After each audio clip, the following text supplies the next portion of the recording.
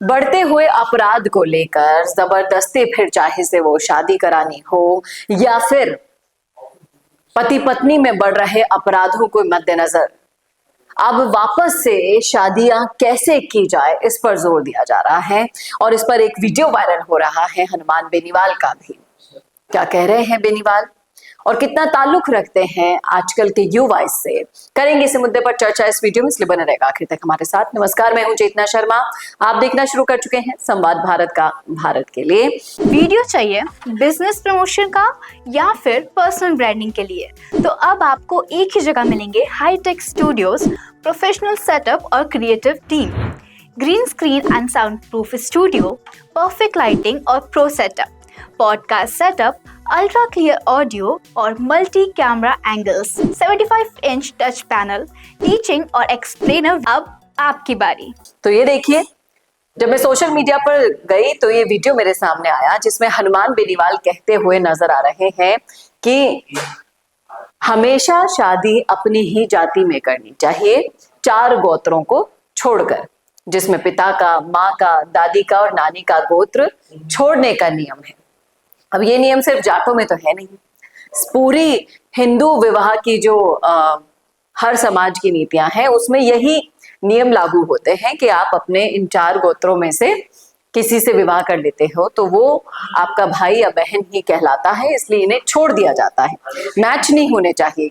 तो ये सिर्फ जाट समाज के लिए नहीं कह रहे हैं, ये सभी समाज के नियम पर लागू होता है। आप सुनिए एक बार हनुमान बेनीवाल को, क्या कह रहे हैं हनुमान बेनीवाल। तो मैं तो अब की बार लोकसभा में एक मामला जरूर उठाऊंगा कि बेटे बेटियों को यह अधिकार तो है कि वयस्क होने पे शादी अपनी मन मर्जी से करे, लेकिन कई जगह मैं देखता हूं कि बेटियां कोर्ट में ये कहती है कि ये किसके माँ बाप है, मैं तो इसको पहचानती नहीं।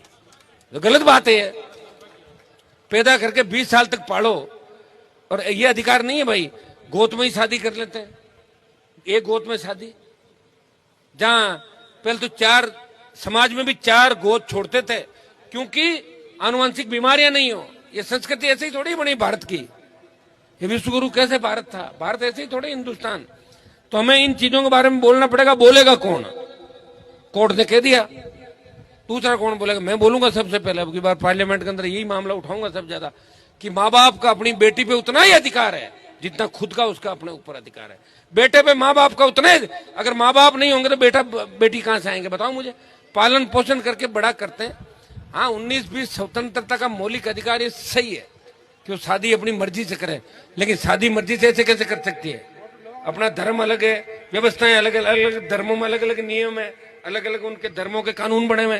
तो इन चीजों पे भी विचार होना चाहिए। कौन करेगा?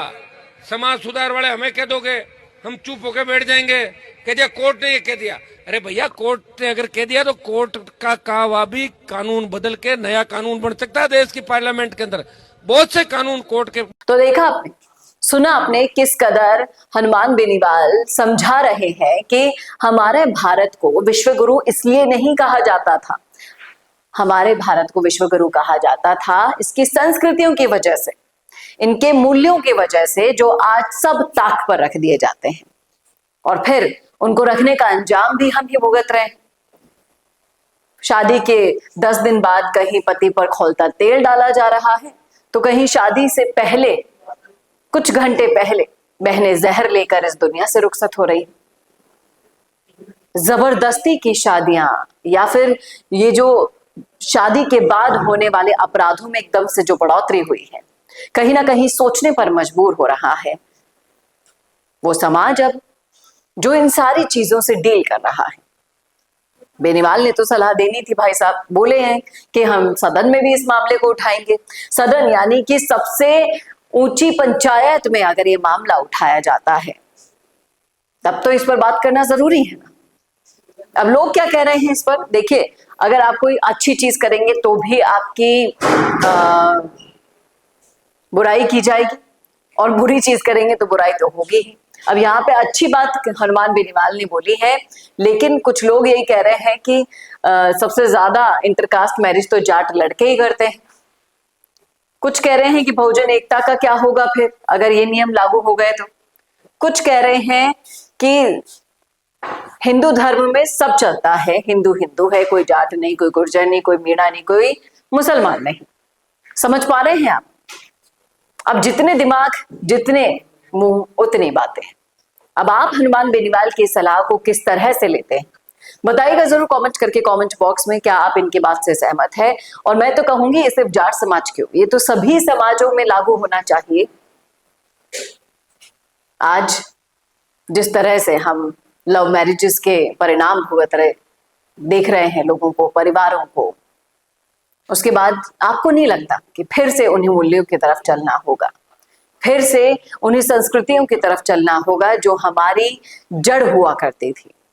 क्या कहते हैं आप? रखिएगा राय कमेंट बॉक्स में। कैसा लगा वीडियो बताना ना भूलेगा, और ऐसे वीडियोस के लिए देखते रहिए संवाद भारत का, भारत के लिए। नमस्कार। अगर आप बनना चाहते हैं पॉलिटिशियन, लेकिन पब्लिक स्पीकिंग और अपने विचारों को व्यक्त करना चुनौती लगता है, या कैमरे और पब्लिक के सामने किसी तरह से बोल पाए इसमें मुश्किल होती है, तो मिशी मीडिया सॉल्यूशंस लेकर आया है पॉलिटिकल कंसल्टेंसी कैंपेन, जिसमें वरिष्ठ जर्नलिस्ट और पॉलिटिकल एनालिस्ट की एक्सपीरियंस्ड टीम आपको मदद करेगी, जिससे आपकी आवाज और भी बुलंद हो जाएगी। इसमें हम आपके गोल को पूरी तरह से टारगेट करेंगे कि किस तरह से आपको पार्टी पहचाने, आपको उस क्षेत्र के लिए चुने, कैसे सर्वेज में आपका नाम आए, कैसे लोगों के बीच में आपका माहौल बने। ना सिर्फ कंसल्टेंसी हम आपको देंगे, बल्कि आपको सारे रास्ते दिखाएंगे और बताएंगे भी, जिससे आप भारत की राजनीति में अच्छे पॉलिटिशियन बनके समाज का सुधार कर सके। तो अभी कॉन्टैक्ट कीजिए स्क्रीन पर दिए गए नंबर पर।